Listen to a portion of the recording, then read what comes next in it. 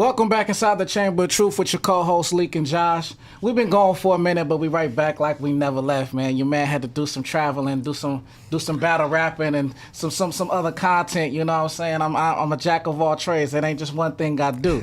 You know, so I apologize to my co-host. You see how the enemy have him telling this song? And, you know, I apologize to my co-host for I had to take some time off and get my battle rapping thing going on. But I'm back like I never left, man.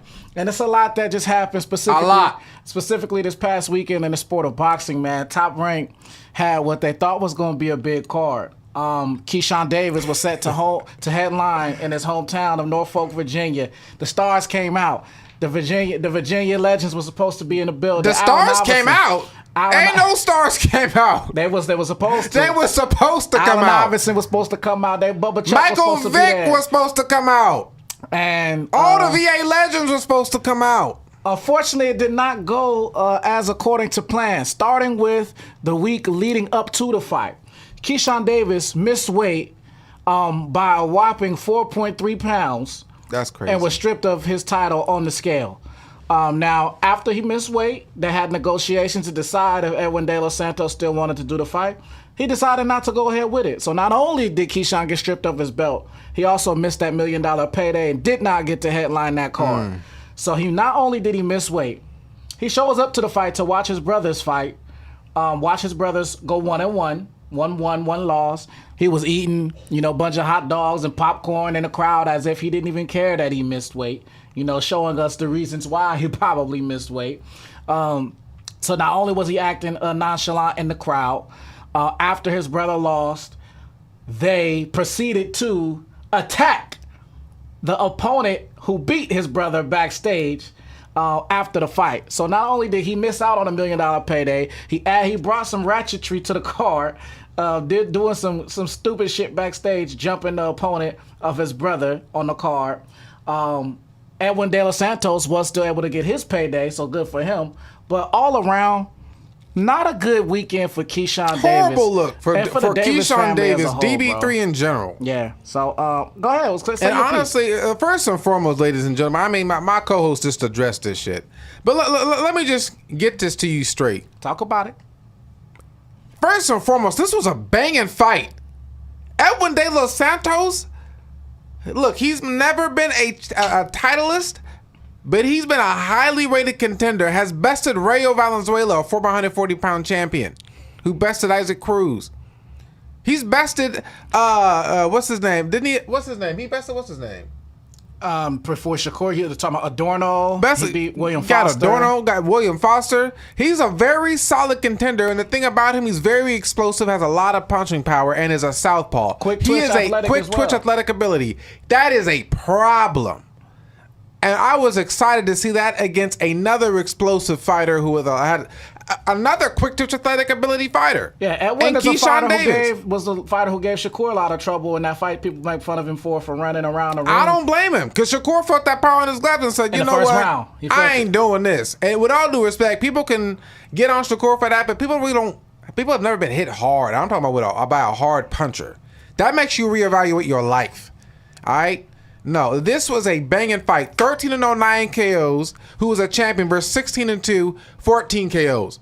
Yeah. A very well-experienced contender. This was supposed to be a banging fight. This was Keyshawn's most dangerous fight happening. ESPN put about 6 videos out during the whole fight week promoting the fight. The camp week, they had them out with legends with Michael Vick, AI going to Norfolk State University where, Michael Vick is the new head coach at. Dog, ESPN was putting so much money into this card, so much money into this promotion. Let me ask you this. Why do you feel that Keyshawn missed weight and by so much? Do you think he even tried? I honestly, and that's the thing before I get to it, the way Keyshawn showed up to weight, dog, there is no way he tried to make weight. He showed up overweight, 4.6 pounds. You know what I think happened? I think sometime during the week, they realized he was going to have to kill himself, and I mean really kill himself, to get back down to 135. And to doing so, and if he actually went through and did that, I really think he would have been at a big physical disadvantage against Edwin De Los Santos. Edwin De Los Santos is a real problem. I'm talking about quick twitch, athletic ability as a southpaw, power in both hands. Scary. No, bro, that might have been a problem, and that's what I think happened. I think, and like you heard Keyshawn, they were already talking about moving up to 140 because he barely made 135 against Dennis Berinchik the first time. Well, you know, when he challenged for the title and actually won it. So I really feel like they were like, you know what? We're not going to make weight anyway. Let's not kill ourselves and put us at a physical disadvantage. You know what I mean? And face this power how much of that puncher. do you attribute to his team and like not going through camp the right way? Respectfully, if you're a head coach and you know your fighter can and like really cannot, there's a chance that if we get him down to a certain weight, his fighting abilities and physical skills may be hampered against a puncher, a guy that you know can get the job done against your fighter. You can't do it. I'd rather have my fighter come overweight and have that physical advantage, you know what I mean, and just have a better chance to take a win. You know what I mean? It's just something we haven't seen. You know, Bomac's camp has shown discipline in recent years. You're we haven't absolutely seen right. that like this really come out of that camp. They've been razor sharp for the past at least 3-4 years. You're absolutely right. Now, the one thing I do want to say that makes plays a huge role in this.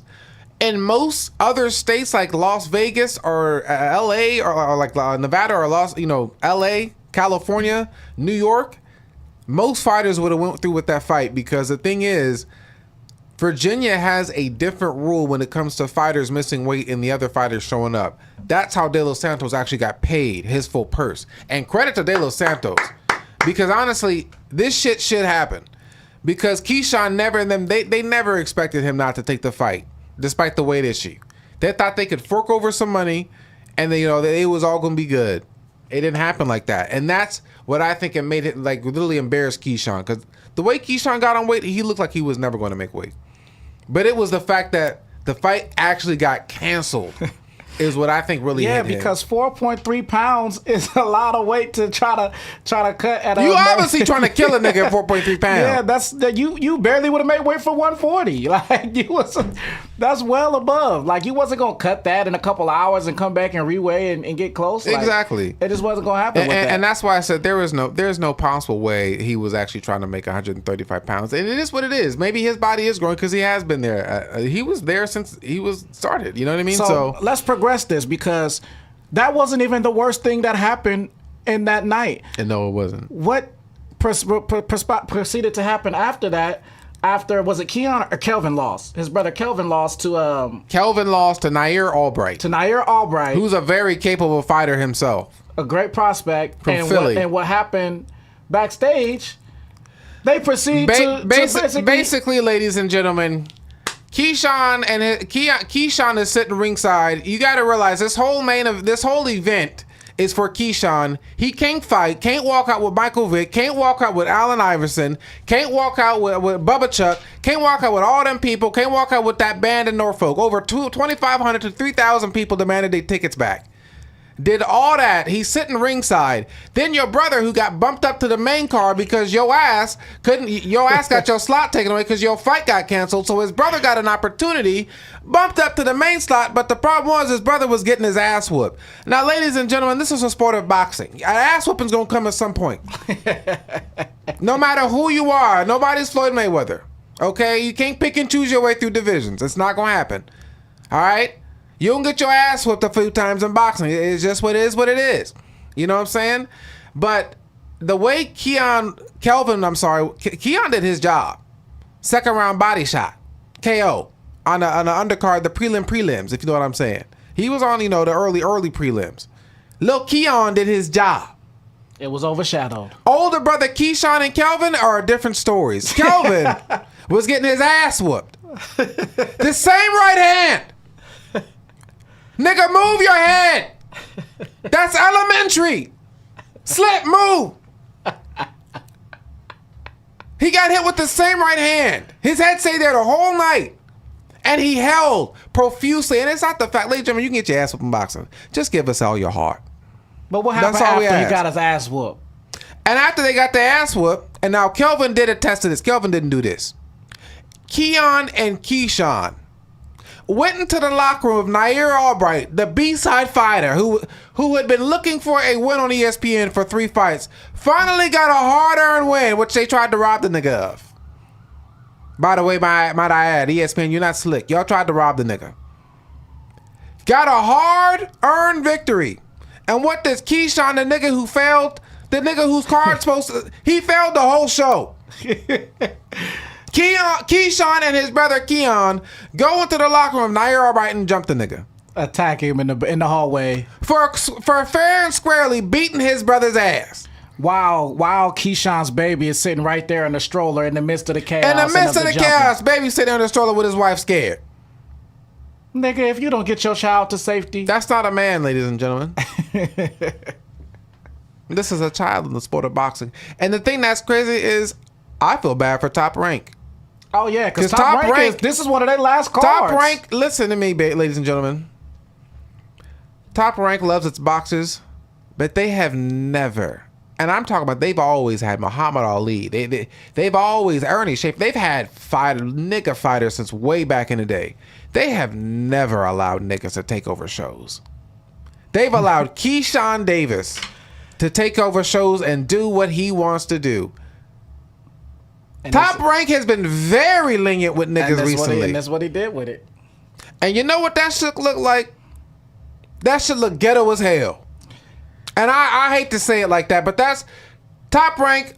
I know ain't gonna let they from this day for Top Rank, because from this day forth they ain't gonna never let niggas win a show again. Well, here's the thing with Top Rank: that deal with ESPN is up in July, so they have maybe 1 or 2 more cards to do. They looking for a new partner, and this is in your recent and this is what you do now.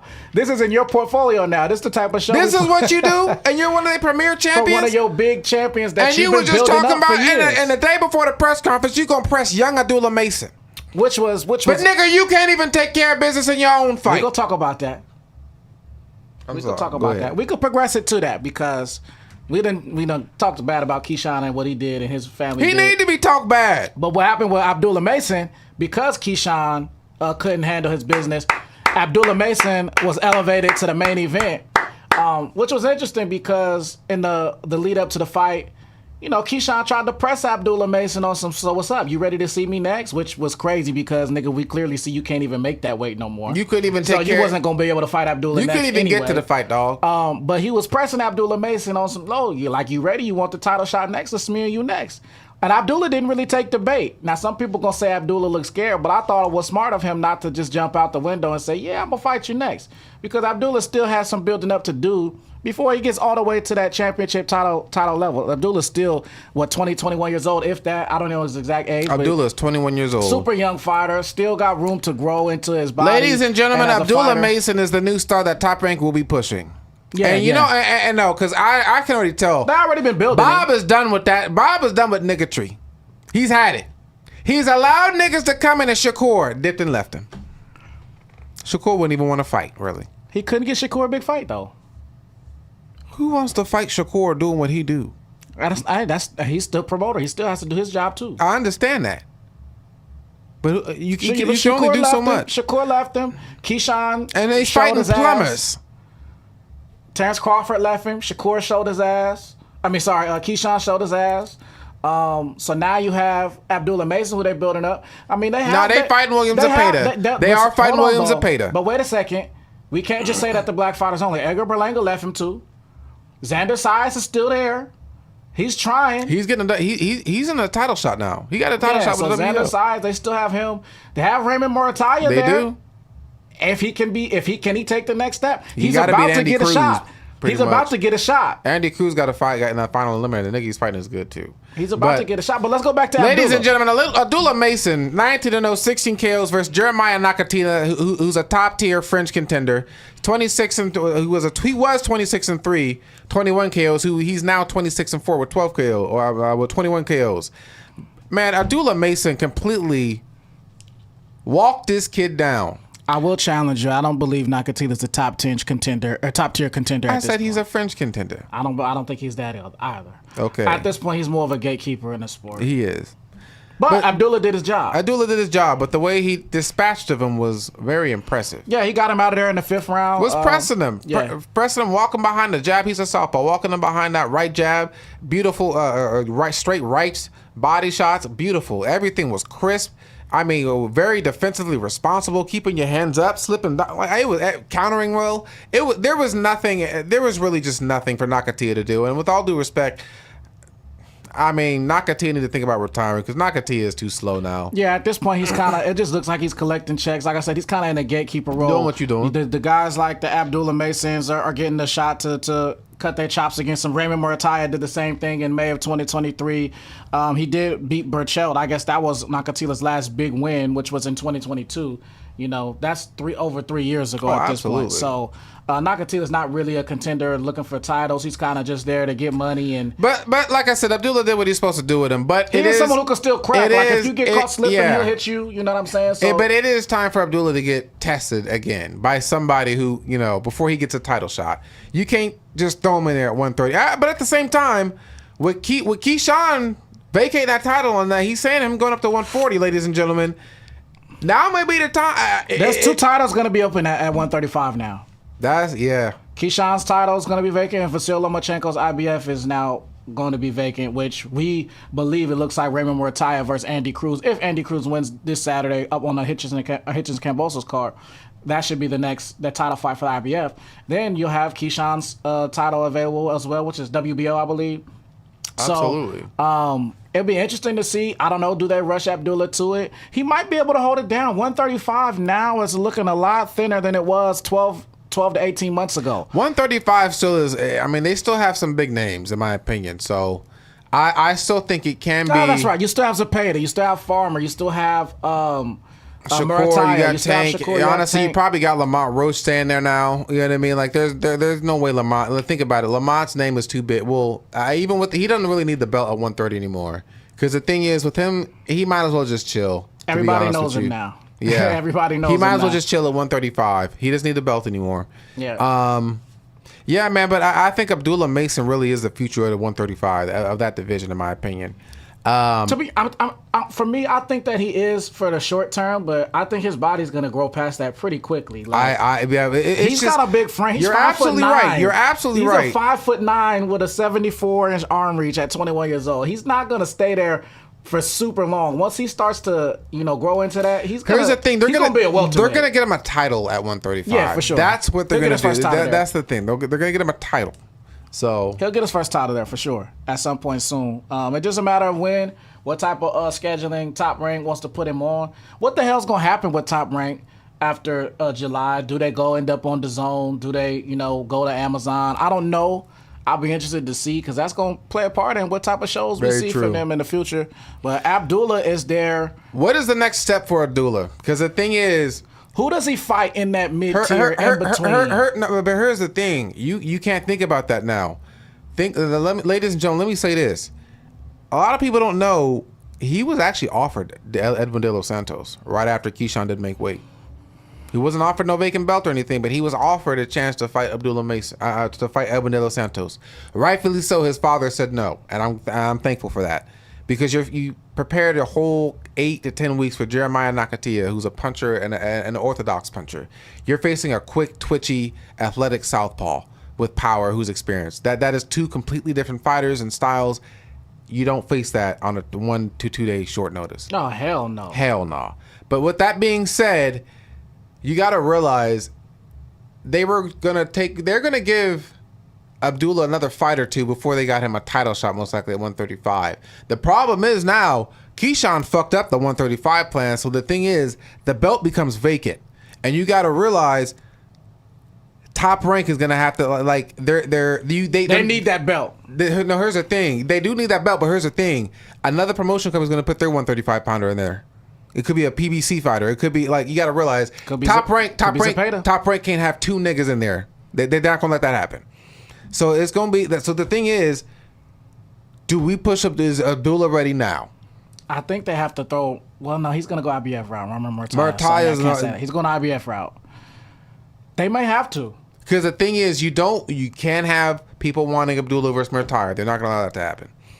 They're not gonna allow that to happen. I don't believe so. It's just I believe Top Rank always wants that WBO belt in house. And I think they're gonna do whatever they can to try to keep it there. If it's Abdullah's job. But the thing is, the only other person that can. And the thing is, that's dangerous because the thing is, once you put Abdullah in that fight for the title, he can never go back from development fights. You got to realize that's over with. Now he got to stay at the top level. I mean, except his, he'll have fought his mandatories, but he'll have to stay, relatively at the elite level from that point on. And the thing is, there are some sharks at 135. But the thing is, there are also. But see, you don't want to just throw Abdullah Mason. Okay, you go fight Tevin Farmer right now. That's the thing. You don't want to do that. He's 22. Like, you don't want to do that to him right now. If I'm moving him, if I'm in his camp, do I say, okay, give me Tevin Farmer right now? Now let me say this.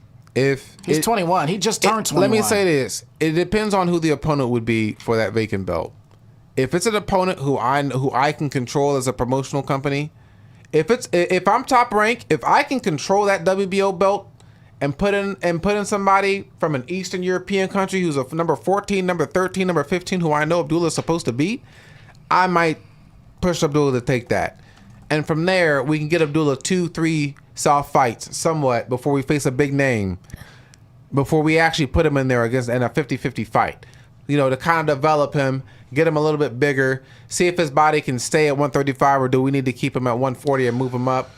There's just a lot of options. I think they're going to push him, bro. He's number 2 already in the WBO rankings. He's 19-0. It's going vacant. Who's number 1? It's Noakes from the British guy. How many KOs is he have? 16-0. Let's see how many KOs Sam Noakes is nice.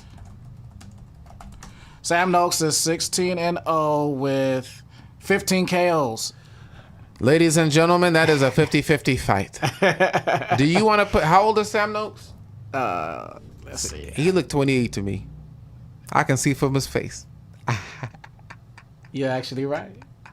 I've been in this sport too long, ladies and gentlemen. He's 28 years old. He's 28 years old. He's developed. He has grown man strength. Ladies and gentlemen, that does play a part. I don't give a fuck how talented you are.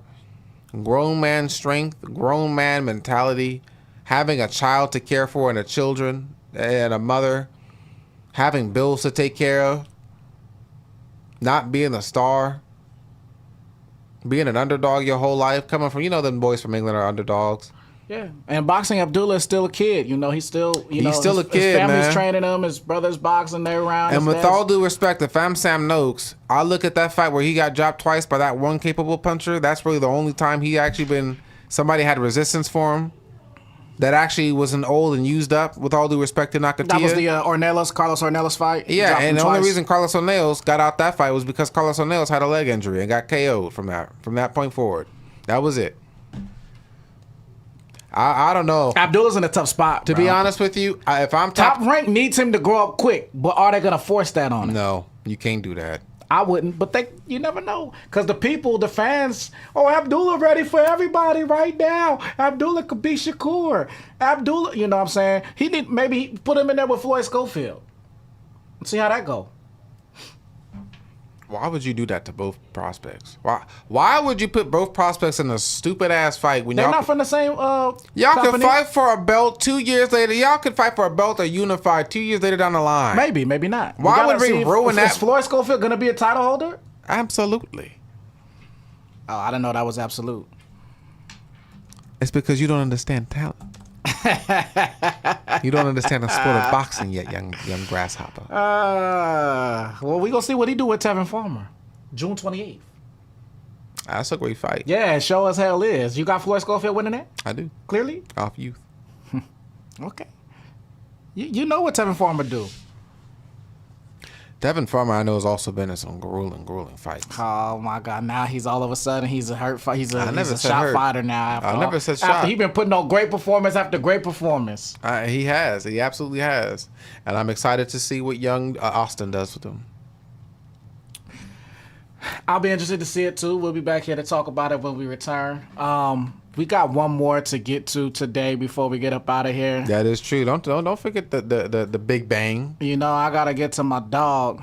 Cause Junto Nakatani fought again this past weekend as well, and he did what he do, went out there and got the stoppage against Ryosuke Nishida, 6-round stoppage to unify at bantamweight the IBF and WBC titles.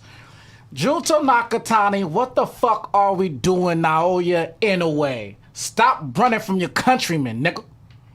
I see why he's running. I've been seeing why he was running. I've been seeing why he's running too. My favorite fighters to watch in Japan are Naoya Inoue, Junto Nakatani, and Tenshin right now. Tenshin Takura. This nigga Junto Nakatani is so nasty, and he trains with Rudy Hernandez here in LA. Rudy Hernandez is an old school trainer, has had champions in the past. Very well-known trainer in the local South Los Angeles area. Anyway, come outside. Bam, come outside. Junto Nakatani, 31-0, 24 KOs against Ryosuke Nishida. And in 2024, had my personal KO of the year against Maloney. That overhand 10-1, right. 2 KOs. Spamming left hands, left hooks, left straights. Left hooks, left straights. Left hooks to the body, left straights to the body. I haven't seen a hole in Junto's game. I haven't either. The only thing I haven't seen from him is him face an actual good opponent I haven't seen him get who's as big as him. It'd be nice to face somebody who's as big as him who He's can never hit. gonna fight anyone as big as him at that weight. The way he carries it, I haven't seen him get taken into deep waters. That's one thing I can say. Now he can make the him. weight, so I can't call him a weight bully. That his frame is just one that gives him an advantage at that weight Junto class. Nakatani, 5'8" southpaw, 68.5-inch reach. He is a motherfucking bantamweight. He dangerous. It should be a welterweight. How tall is Junto Nakatani? 5'8". Nigga, that's a welterweight. 140, 147. He should be around 140. 135 at least. Yeah, nigga, you are 15 pounds down. He should be a lightweight at least. This nigga is eating tuna and rice once a day. Move up. I'm tired of seeing niggas get knocked down by a jab. You are too big. So what you want? You want the man to just move up and lose some of his speed? Malik, this man is not 5'8". This nigga is 5'9". First and foremost, they lying. Okay? He might be, bro. He's 5'9", 5'10". He looked like a giant in there at that. He weight has class. a long ass reach.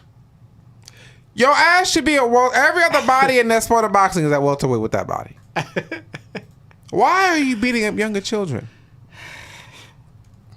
Every time I see this nigga, somebody get knocked down with a jab. I see why Ben Rodriguez been hiding from him. I see why Noya anyway been running from him. Why would you fight a linebacker at 120 pounds? Because there's not many other dance partners at that weight class to instill a legacy with. You need one.